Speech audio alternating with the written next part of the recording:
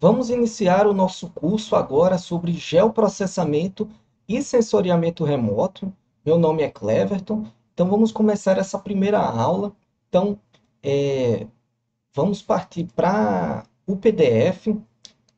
Antes, esse curso, ele contempla tanto essa parte em videoaula e também como PDF. Então, esse PDF daqui, que nós vamos conversar hoje, ele está disponível do jeito que ele está aqui. Existem pessoas que aprendem melhor em vídeo, tem outras que preferem totalmente ler. A diferença é que aqui eu vou fazer algumas explicações a mais do que o PDF, então o PDF ele vai ser ótimo para revisão e o pós-estudo também, para não ter que ficar assistindo a aula toda do zero toda vez que for revisar.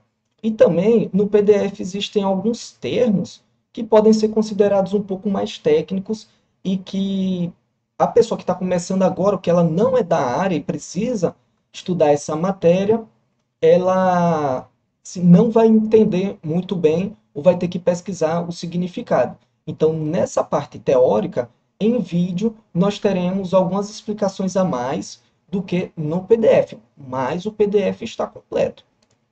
Beleza? Então, vamos começar agora a conversar sobre geoprocessamento e o sensoriamento remoto. Então, para iniciar, nós vamos falar sobre esses tópicos daqui, sobre o próprio geoprocessamento, sensoriamento remoto, o SIG, o que é coordenada, os sensores, os satélites, resoluções, os radares, a questão dos espectros, da luz visível e quais as aplicações do sensoriamento remoto em relação às atividades antrópicas aí, ou seja, do ser humano. Também eu vou pedir para você me acompanhar nas redes sociais, né? Eita, que esse arroba aqui ficou errado, hein? No Instagram e também no canal do YouTube. Todos eles estão em todas as páginas para você não esquecer, então, de acompanhar. Então, cleverton.ambiental você consegue me achar. Ok? Então, vamos iniciar aqui o, falando mais sobre o que é, enfim, o geoprocessamento e o sensoriamento remoto. Então, elas são duas áreas, ou seja, o geoprocessamento, engraçado, o geoprocessamento e sensoriamento remoto são duas coisas diferentes. A gente vai perceber que o geoprocessamento ele tem uma característica assim mais teórica e o sensoriamento remoto um pouco mais prática. Então, eles estão relacionados ao estudo e o monitoramento do meio ambiente e da Terra. E a gente usa muito essa questão do geoprocessamento e sensoriamento remoto, mesmo assim sem saber. Como, por exemplo, quando você coloca um destino no GPS, no celular, em qualquer aplicativo aí, e você segue aquela rota. Então, ali está utilizando técnicas de geoprocessamento e sensoriamento remoto, que a gente vai ver mais na frente, que é essa integração dos dois. Geoprocessamento se refere ao conjunto de tecnologias e métodos utilizados para coletar, processar, analisar e apresentar dados geoespaciais, que a gente vai ver o que é que significa. Também trabalha com informações geográficas, permitindo a visualização e análise de dados espaciais. Ou seja, existem formas de coleta de dados espaciais, como coleta em campo daquela coordenada. E, por exemplo, tem um aplicativo para celular que se chama Timestamp. Você consegue tirar a foto e ele plota na imagem as coordenadas, data, hora, imagem do mapa, as coordenadas, um texto, do jeito que você quiser. Essas coordenadas, elas são metadados, né? São dados dos dados assim da imagem que na câmera do seu celular normal, quando você tira uma foto, ele não vai mostrar as coordenadas. Mas se você entrar nos detalhes da imagem, lá vão constar as coordenadas. E esse aplicativo ele só faz aparecer na imagem. Então veja que visualizar e analisar esses dados é justamente isso. Eu vou pegar aquela foto que tem aquelas coordenadas, vou utilizar um programa específico para isso e que vai me mostrar mais informações, como por exemplo as imagens de satélite eu consegui me localizar na área. O sensoriamento remoto já é uma tecnologia que coleta dados sobre a superfície da Terra e a partir de sensores instalados em satélites, aviões e drones. A gente costuma entender mais e saber sobre os satélites, né? Muita gente não sabe que esses dados podem ser utilizados com aviões ou drones e acha que os drones são apenas para aquele uso recreativo que a gente conhece hoje. E uma característica importante dessas tecnologias é que não exige a necessidade de contato direto. É tanto que você consegue abrir uma imagem de satélite, ir até o local, visualizar de perto, mas você não tem contato direto com aquela área. Também, isso daqui, o início, vai ser um resumo de todos os tópicos que a gente vai conversar. Agora, falando sobre os sistemas de informação geográfica. Agora a gente continua falando sobre as tecnologias. Elas permitem a integração, a análise e visualização desses dados geográficos. Então, ele vai combinar aí mapas digitais com informações espaciais e os atributos. São os dados ali que estão abaixo, né, que não estão visíveis, facilitando o planejamento e a gestão de recursos naturais. Já os sistemas de coordenadas são os métodos utilizados para definir a localização de pontos na superfície terrestre, utilizando aí latitude e longitude que a gente conhece lá da geografia. Também temos o sistema UTM, aqui ele está falando do sistema de coordenada geográfica, e o UTM ele utiliza coordenadas métricas. Beleza, a gente vai conversar mais sobre esses dois sistemas. O georreferenciamento, processo de associar dados espaciais. Também temos os sistemas de imageamento. Ele inclui aí plataformas e sensores que capturam imagens da Terra. Veja aqui, como o nome já diz, os sistemas de imageamento eles vão falar mais sobre imagens. Né? Plataformas comuns que a gente conhece mais, né, são os satélites, mas também tem aviões e drones. Eles carregam sensores ópticos, radares e térmicos para obter dados visuais e detalhados. Nós vamos conversar sobre todos esses tipos de sensores. Beleza. Alguns conceitos importantes que será cobrado aí o pixel, a resolução espacial, temporal e radiométrica. Basicamente, o pixel é a menor unidade de uma imagem digital. Beleza, é a menor unidade de imagem digital. Então, se você pegar, por exemplo, no monitor do computador que você está utilizando e der um zoom muito grande, você vai ver vários quadradinhos. Cada quadradinho desse é um pixel. Quando você pega uma resolução 1080 por 720 pixels, então tem 1080 por 720 pixels, justamente a menor unidade dessa imagem.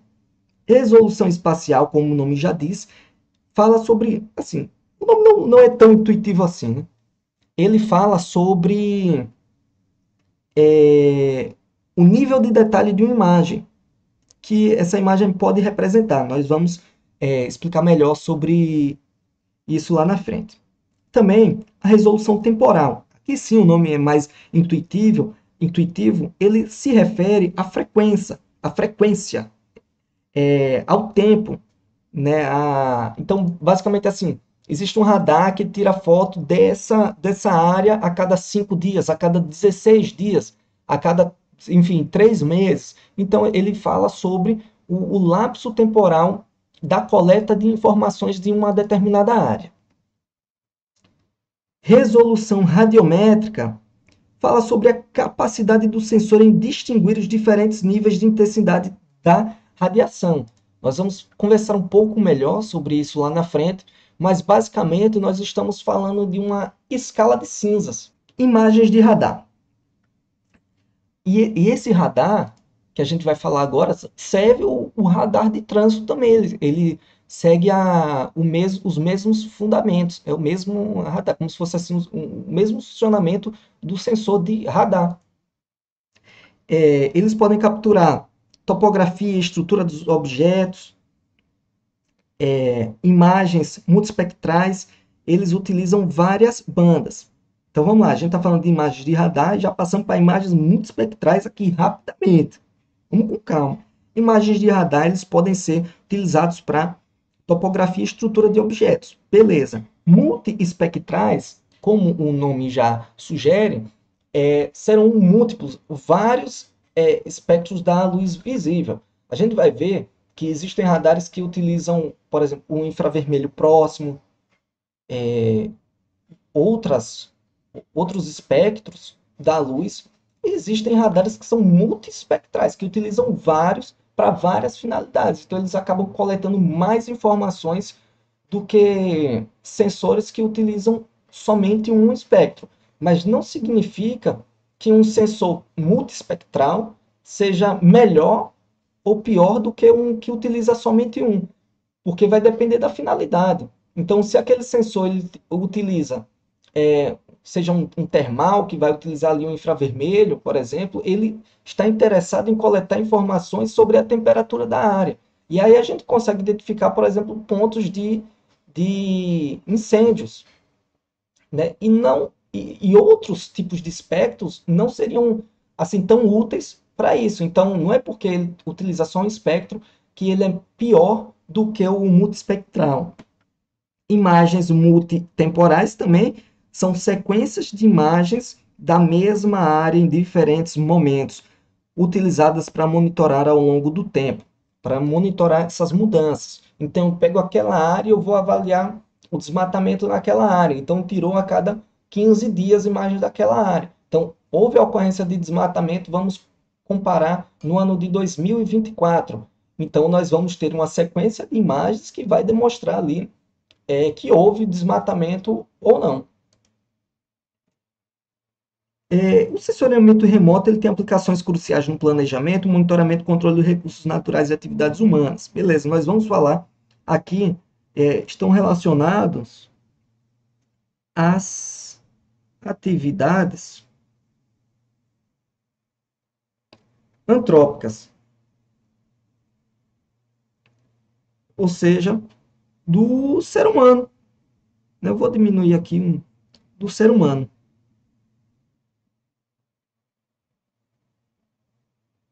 Também ficou pequeno demais. Inclusive, assim, desmatamento, incêndio, queimadas, estão relacionados à atividade humana. Existe os incêndios naturais também. E a gente vai falar sobre como isso é utilizado no planejamento urbano, como na definição de zonas econômicas exclusivas. Nós vamos falar sobre a gestão de crescimento e infraestrutura, ou seja, onde está o crescimento populacional, né? Então, veja bem, a gente vai pegar um município, vai analisar as imagens de satélite dessa área ao longo dos anos. Então, nós teremos ali o centro do município em 2010 e pegando imagens, pode ser até uma imagem por ano, de 2010 até 2020, por exemplo, para analisar uma década, nós vamos ver que houve um crescimento urbano. Então, para onde é que está indo esse crescimento? Está indo para norte, para sul? E aí a gente vai começar, os gestores públicos, eles podem utilizar esses dados, vão utilizar esses dados para delimitar ali algumas coisas, como zonas industriais, ou não é tender, mas é favorecer para que o crescimento urbano siga para uma determinada área, enquanto as questões industriais, por exemplo, vá para outra, e o que for mais viável ali para a gestão daquele município, por exemplo. E definir também aí os critérios de prioridade de infraestrutura. No monitoramento ambiental, nós temos a questão do desmatamento e da degradação do solo. Para controle de recursos naturais, vai monitorar a saúde das florestas e dos corpos hídricos, né? E a gente vai entender, vai conversar lá na frente que esse tipo de tecnologia ele pode ser utilizado, ele é utilizado para verificar, por exemplo, a qualidade do ar, qualidade da água, dependendo da cor, por exemplo, que aquele corpo hídrico ele reflete. Então, que ele está basicamente. Então, por exemplo, a gente conhece os rios, né, e ele vai refletir aquela cor mais azulada, mas e se a gente visualizar naquela imagem que aquele rio agora está barrento, né? Então a gente consegue ver isso. E também para sensores que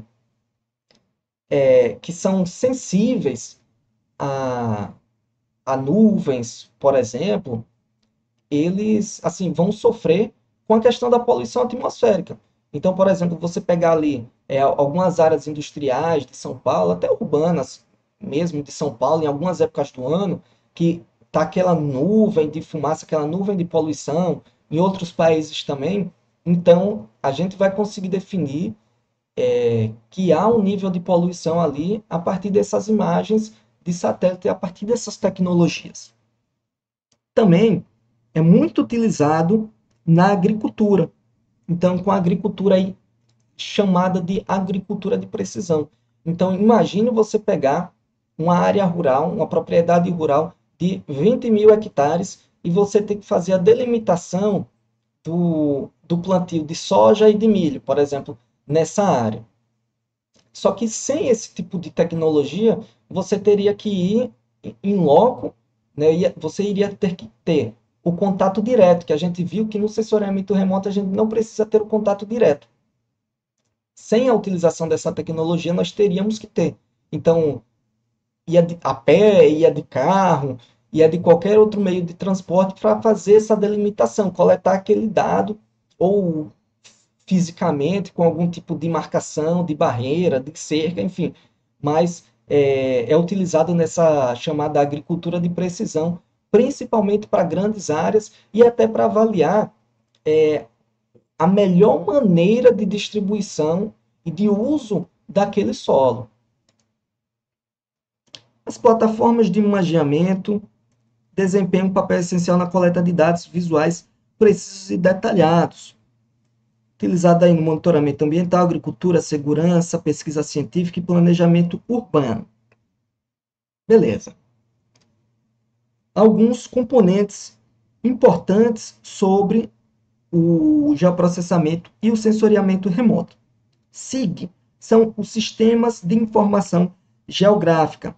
São softwares que permitem a visualização, análise e interpretação de dados geoespaciais, como, por exemplo, o QGIS e o ArcGIS.